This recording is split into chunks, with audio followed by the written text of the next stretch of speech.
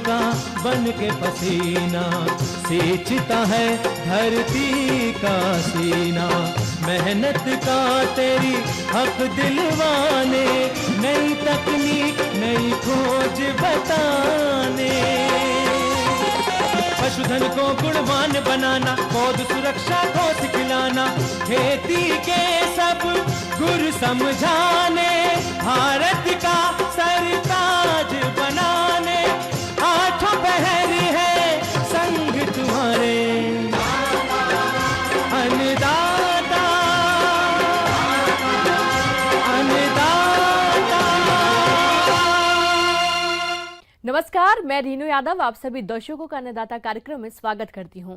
किसान का जीवन बहुत मुश्किल होता है। वह अपने खेतों में लंबे समय तक काम करता है, उसका ध्यान सदैव फसल में ही लगा रहता है। वे अपनी कड़ी मेहनत की ताकत पर अपना जीवन व्यतीत करता है। ऐसे ही किसानों की प्रगति के लिए हम खेती बाड़ी से जुड़ी बहुत सी नई लाभकारी जानकारियां हर रोज सुबह लेकर आते हैं। तो चलिए कार्यक्रम शुरू करने से पहले देखते हैं क्या है आज के अन्नदाता में। मसूर की उन्नत किस्में और बुआई की वैज्ञानिक तकनीक।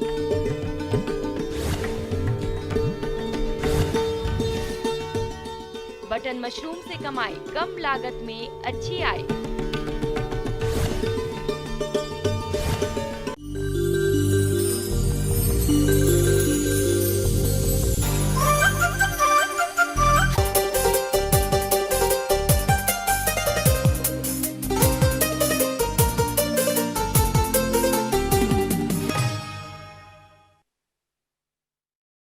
अपने राज्य में रबी मौसम में ली जाने वाली दलहनी फसलों के अंतर्गत मसूर की खेती व्यापक क्षेत्रफल पर की जाती है, लेकिन इसकी औसत उपज अन्य राज्यों की तुलना में कम है। यदि इसकी कम उपज के कारणों पर गौर करें तो इसमें प्रमुख है वही पुरानी किस्मों का चयन और परंपरागत तरीके से बुआई करना। तो आप मसूर की अधिक उपज देने वाली किस्मों का चयन करते हुए उन्नत तकनीक से बुआई कैसे करें, इस बारे में जानकारी के लिए मिलते हैं कृषि विज्ञान केंद्र शहडोल के डॉक्टर ब्रिज किशोर प्रजापति से।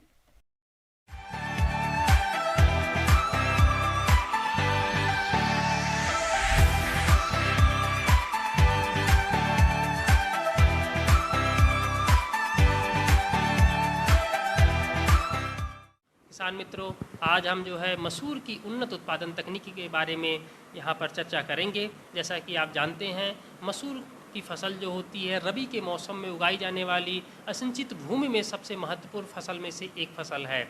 अब जो है हम बात करेंगे कुछ किस्में जो हमारे जवाहरलाल नेहरू कृषि विश्वविद्यालय के द्वारा और हमारे जो शहडोल ज़िले के लिए जो उपयुक्त है, उन किस्मों को मैं आपको बताना चाहूँगा। उनमें से मुख्य किस्में जो होती हैं जवाहर मसूर 1, जवाहर मसूर 3, इसके अलावा जो है IPL 316, RVL 31, इन किस्मों का जो है किसान मित्र जो है प्रमाणित बीज का चयन करके निश्चित रूप से लगाएं, जिससे हम अधिक से अधिक उत्पादन प्राप्त कर सकते हैं। इन किस्मों को लगाने से जो उत्पादकता होती है वो 15 से 20 कुंटल प्रति हेक्टेयर की दर से हम प्राप्त कर सकते हैं।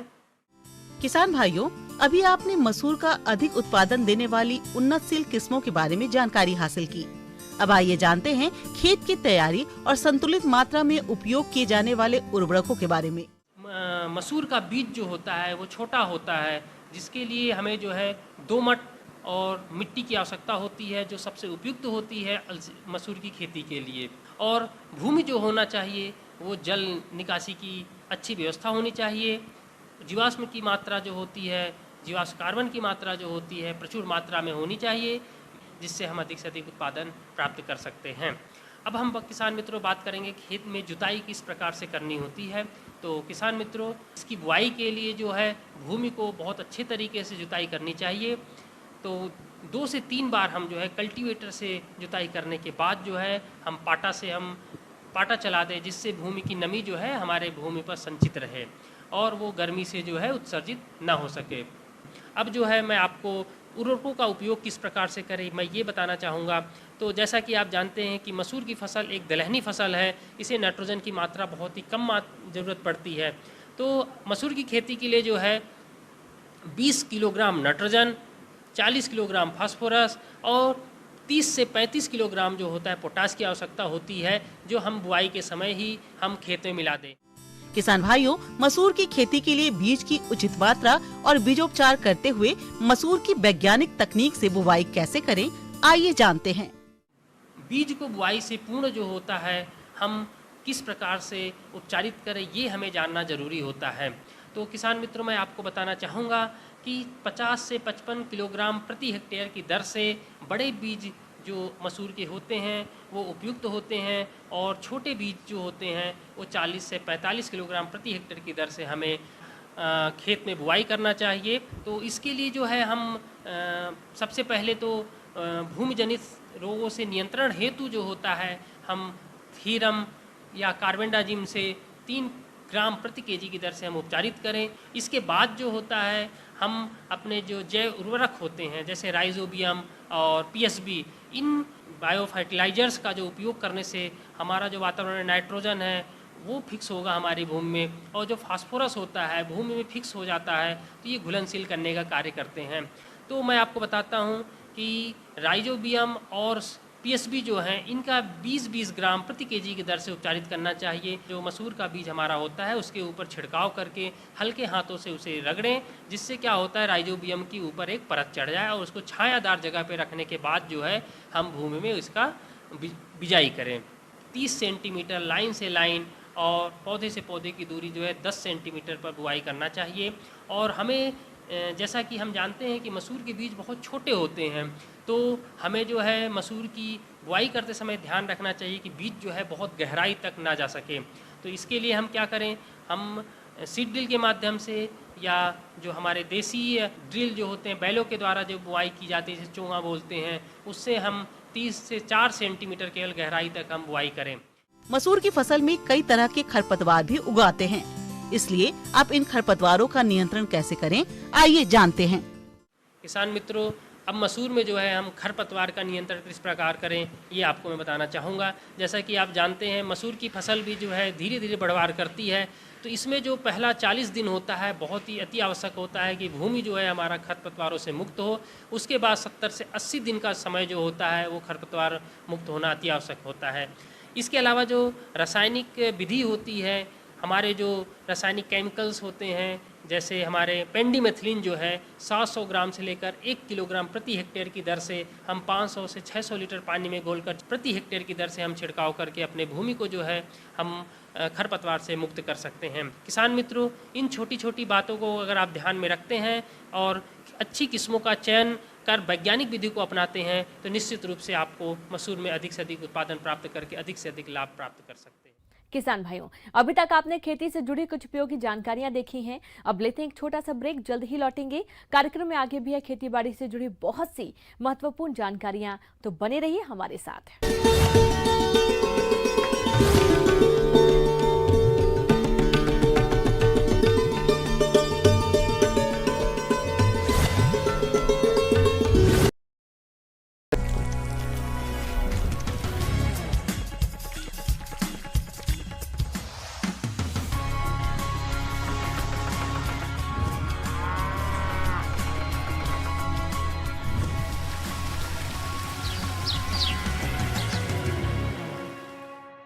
ब्रेक के बाद एक बार फिर से आप सभी दर्शकों का अन्नदाता में स्वागत है। चलिए अब रुख करते हैं अगली कड़ी की ओर।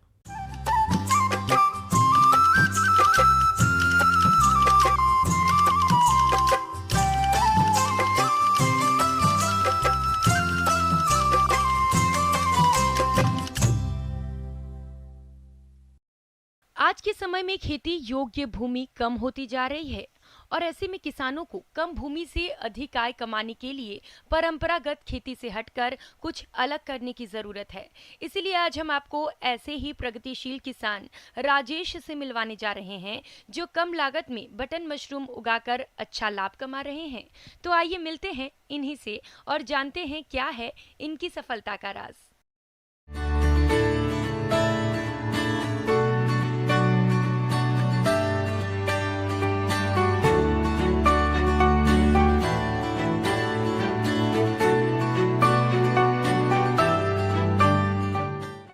देखो जी, अभी हमारे यहाँ पे एक बटन मशरूम है जो हम ये अभी हाल में हमने उगा रखी है। ये 12 महीने चलती है और ये सबसे ज़्यादा डिमांड इसी की है। तो वही है चीज़, तो वही बनानी चाहिए कि भाई जिसकी मार्केट में डिमांड हो और किसी को परेशानी ना आए सेल करने में। तो बटन मशरूम उगाते हैं हम। 2010 से हमने शुरू किया था, एक कच्ची झोपड़ी से शुरू किया था हमने, 2 झोपड़ी से शुरू किया था और धीरे धीरे हम इसमें झोपड़ियों में बढ़ते चले गए और जैसे जैसे काम हमें अच्छा लगा ये, तो हम अब इसमें पक्के यूनिट में काम आ गया हमारा, कंट्रोल यूनिट में काम कर रहे हैं हम। ये हमारे पास 1.5 एकड़ ज़मीन है। अभी हमारे 2 रूम बने हुए हैं। अभी जैसे हमारा एक रूम है, 30 टन कंपोस्ट आती है इसमें। देखो जी, शुरुआत में है जैसे मैंने आपको पहले दिखाया है, उसमें हमने एक तालाब बना रखा है जिसमें हमारी भूसे की जो ट्रॉली आती है हम उसमें डिप करते हैं पहले, वहाँ से निकाल के फिर हम फेस 1 में डालते हैं। जो भी इसमें मुर्गी खाद मिक्स होती है, यूरिया मिक्स होता है और बिनोला खली भी डालते हैं, वो सब की अब अपनी है। हम प्रॉपर तरीके से खाद बनाते हैं और खाद किसी किसान भाई को चाहिए तो हम खाद सप्लाई भी करते हैं, बेचते भी। किसान भाइयों, मशरूम की खेती का मुख्य आधार कंपोस्ट खाद है। तो दीर्घ अवधि विधि से कंपोस्ट बनाने के लिए आवश्यक सामग्री है गेहूं का भूसा, गेहूं का चोकर 15 kilogram, CAN 9 kilogram, SSP 3 kilogram, MOP 3 kilogram, urea 3 kilogram, gypsum 30 kilogram, Furadan 30 gram को मिलाकर फर्श पर ढेर बना लेते हैं। इसके बाद इसकी पलटाई करते हैं। प्रथम पलटाई 6वें दिन, दूसरी पलटाई 10वें दिन, तीसरी पलटाई 13वें दिन, इसके बाद 16, 19 और 25वें दिन करते हैं। इस प्रकार से कंपोस्ट तैयार करते हैं और इस कुंतल तैयार कंपोस्ट में 600 से 750 ग्राम स्पॉन अच्छी तरह से मिलाया जाता है और ये कार्य बहुत ही सावधानी पूर्वक किया जाता है। और ये जब हम बिल्कुल फ्रेश नया बैग हम कंपोस्ट का भर के रखते हैं, बिजाई करके रखते हैं, तो 12 से 14 दिन में हम केसिंग के उसमें आ जाता है और वही 12 से 14 दिन में हमारी मशरूम फिर स्टार्ट हो जाती है। टोटल 28 से 30 दिन में हमारी मशरूम निकलनी शुरू हो जाती है। केसिंग करने से लगभग 10 से 15 दिन बाद मशरूम निकलने शुरू हो जाते हैं। इसके बाद उसमें पानी का छिड़काव करते हैं, उसमें नमी की कमी न होने दें। पानी का छिड़काव इतना करें कि केसिंग मृदा के नीचे तक पानी नहीं जाए। इस तरह से केसिंग करने से 18 से 20 दिन बाद मशरूम निकलने शुरू हो जाते हैं। तुड़ाई तो देखो जी, अब जैसे ये है एक साइज होता है इसका, 25 से 30 mm का साइज होता है। तो तुड़ाई इसमें कोई ज़्यादा मेहनत नहीं है, कोई कस्सी फावड़ा नहीं चलाना है। एक हल्का सा मैं आपको दिखा दूं, इसको छोटा सा एक यूँ पकड़ के मूव करना होता है, बस ये तुड़ाई होगी। इसकी यहाँ से चक्कू से इसको कट जाएगा ये और अपना पैकिंग तैयार है। और एक बैग में जैसे लगभग ये 10 किलो का बैग होता है, तो 20% 2 किलो, 2-2.25 किलो, 2.25 किलो मशरूम एक बैग देता है। तो जैसे मैंने आपको पहले बताया था कि हम खाद भी अपना खुद का तैयार करते हैं और ग्रोइंग भी हमारी खुद की अपनी है, पैदावार खुद की है। तो इसमें काम बहुत बढ़िया है। कोई भी हमारा किसान भाई करना चाहे, लगन से मन लगा के करे तो काम बहुत अच्छा है। आपको किसी के पास जाने की ज़रूरत नहीं है, किसी से नौकरी मांगने की ज़रूरत नहीं है। हम इसको अगर AC यूनिट में अगर हम कंट्रोल उसमें अगर जाते हैं तो हमारा इसमें लगभग कॉस्ट आती है 80 से 85 रुपये पर केजी खर्चा आता है। और मार्केट का अगर मैं आज की डेट में बोलूँ तो 150 से 200 रुपये किलो का रेट है। तो मोटा मोटी मान के चलो सारा खर्चा 35 से 40% इसमें हमारे पूरी टोटल खर्चा निकाल के हमें सेविंग होती है 35 से 40% की। इसकी मैंने 2010 में मुरथल हैक एग्रो में ट्रेनिंग ली थी।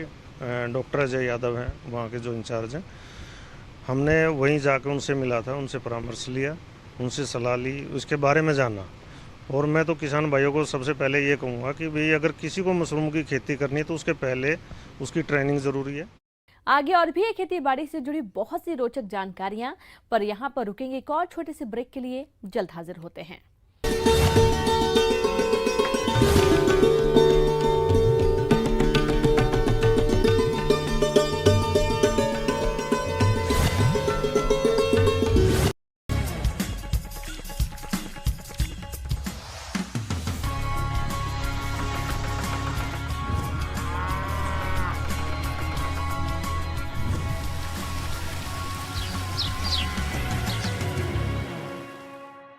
ब्रेक के बाद एक बार फिर से आप सभी दर्शकों का अन्नदाता कार्यक्रम में स्वागत है। बढ़ते हैं अगली प्रस्तुति की ओर।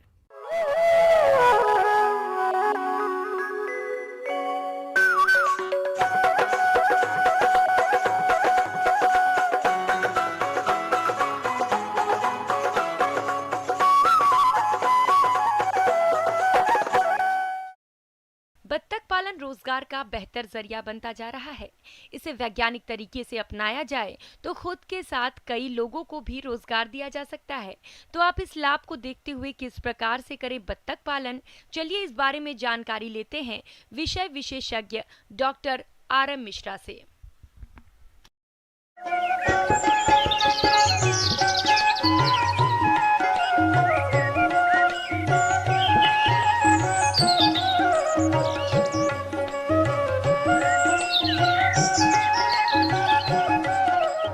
पोल्ट्री फार्मिंग में बत्तख पालन मुर्गी पालन के बाद सबसे ज़्यादा पाले जाने वाले पक्षियों में है।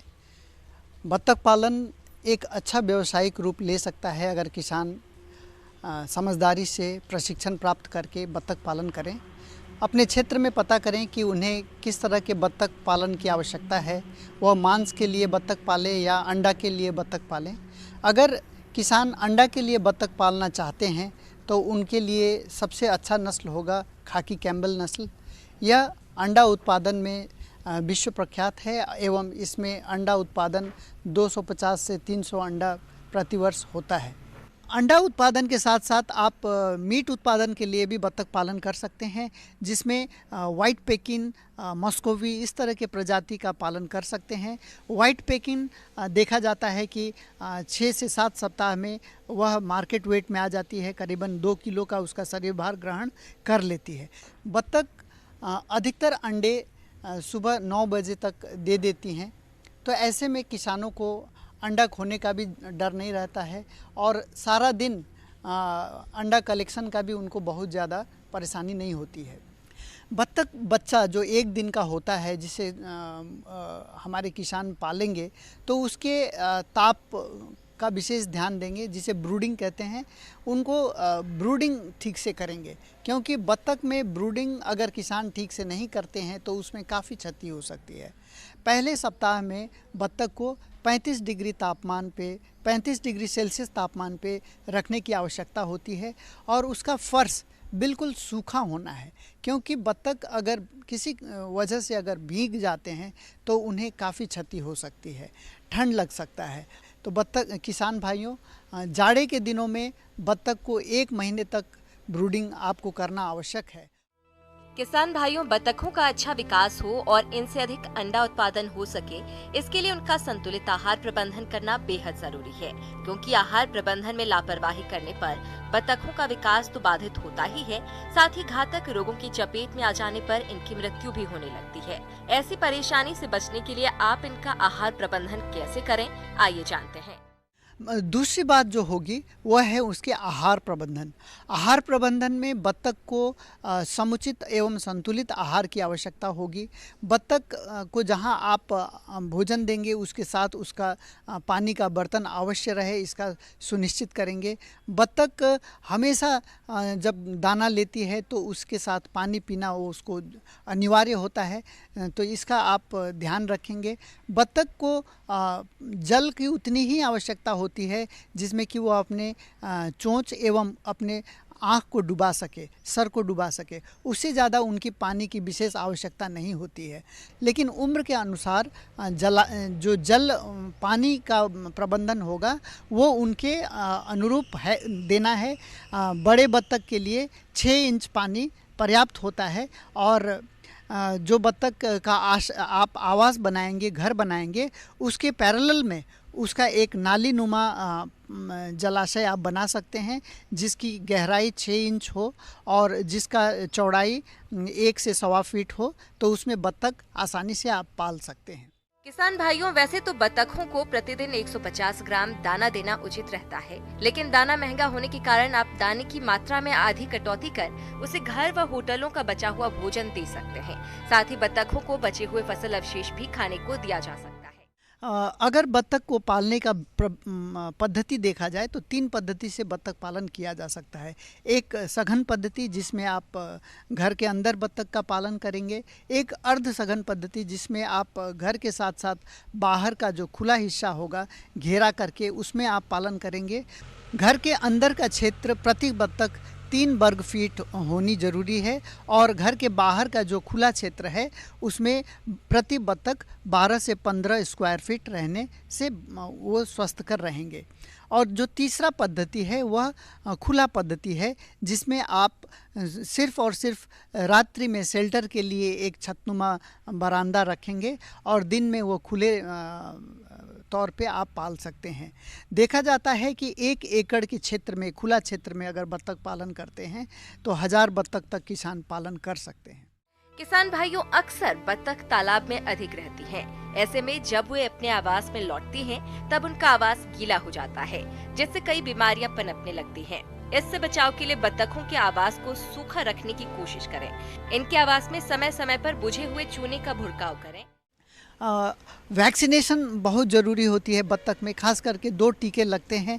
एक डक कॉलेरा जिसे हम 3 से 4 सप्ताह की उम्र में लगाएंगे 1 ml प्रति बत्तख के दर से, एवं दूसरा जो बीमारी होता है डक प्लेग, उसके लिए 8 से 12 सप्ताह की उम्र में हम डक प्लेग वैक्सीन लगाएंगे।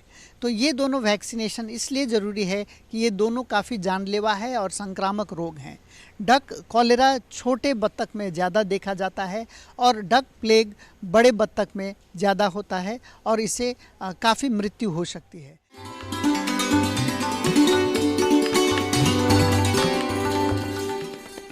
अन्नदाता हेल्पलाइन निःशुल्क फोन संपर्क सेवा के माध्यम से आपके द्वारा पूछे गए प्रश्नों में से 1 या 2 महत्वपूर्ण प्रश्नों को हम अपने कार्यक्रम में शामिल करते हैं और इसी के तहत आज का चयनित प्रश्न और उसका जवाब इस प्रकार है। अन्नदाता निःशुल्क फोन संपर्क सेवा के माध्यम से पूछे गए प्रश्नों में से आज हमने जिस प्रश्न को कार्यक्रम में शामिल किया है उसे पूछा है ग्राम सोहना, जिला टीकमगढ़ के कृषक विमलेश कुमार ने। यह भैंस की मुर्रा नस्ल के बारे में संपूर्ण जानकारी चाहते हैं। तो विमलेश कुमार जी, आपकी जानकारी के लिए प्रस्तुत है कार्यक्रम का ये अंश।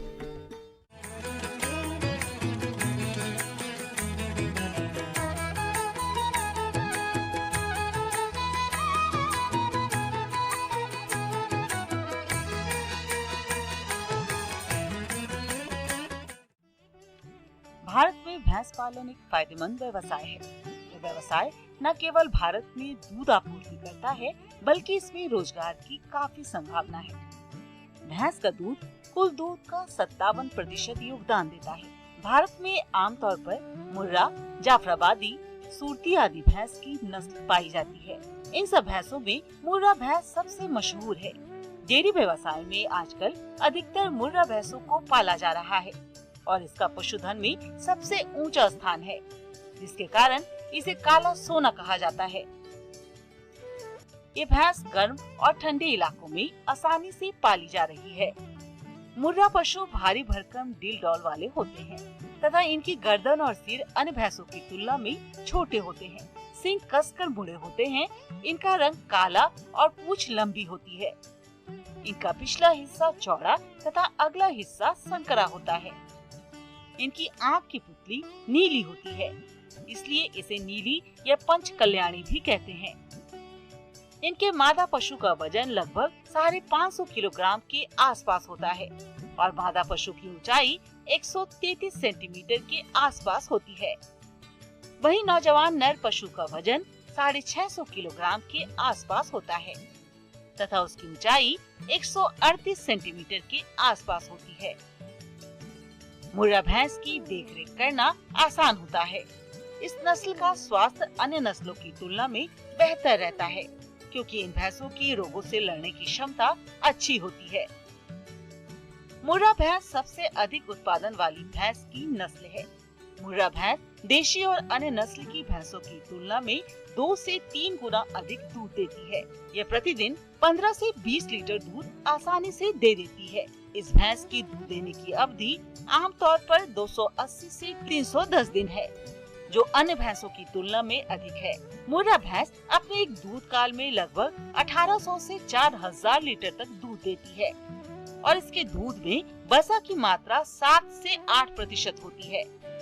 इस वजह से अन्य दुधारू पशुओं के दूध के मुकाबले मुर्रा नस्ल की भैंसों का दूध अधिक दर पर बिकता है। अपनी अनेक खूबियों और किसानों के लिए आर्थिक रूप से फायदेमंद होने के कारण यह भैंस आजकल डेयरी किसानों की पहली पसंद बनी हुई है।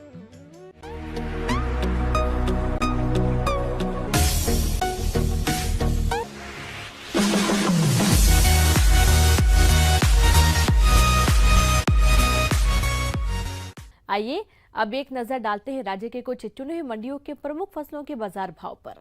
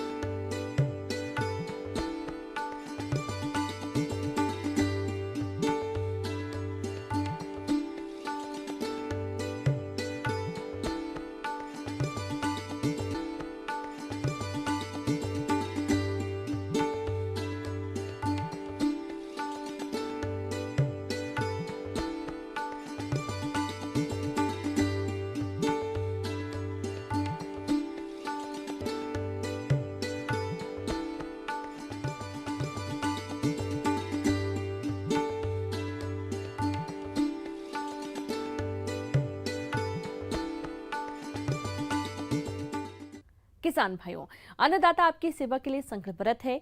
कृषि संबंधित समस्या एवं सुझावों के लिए आप हमें इस पते पर संपर्क कर सकते हैं। प्रोड्यूसर अन्नदाता news 18 Madhya Pradesh Chhattisgarh, Ramoji film city, Hyderabad 501512। साथ ही आप हमें ईमेल भी कर सकते हैं। हमारा ईमेल है p18annadatamp@nw18.com। और इसके अतिरिक्त आप हमें निःशुल्क हेल्पलाइन नंबर पर सोमवार से शनिवार सुबह 10 से शाम 4 बजे के बीच संपर्क कर सकते हैं। किसान भाइयों, अब समय हो रहा है आपसे विदा लेने का, तो हमारी अन्नदाता टीम को दीजिए इजाजत। कल फिर आपसे मुलाकात होगी कृषि संबंधित कुछ और महत्वपूर्ण जानकारियों के साथ। नमस्कार।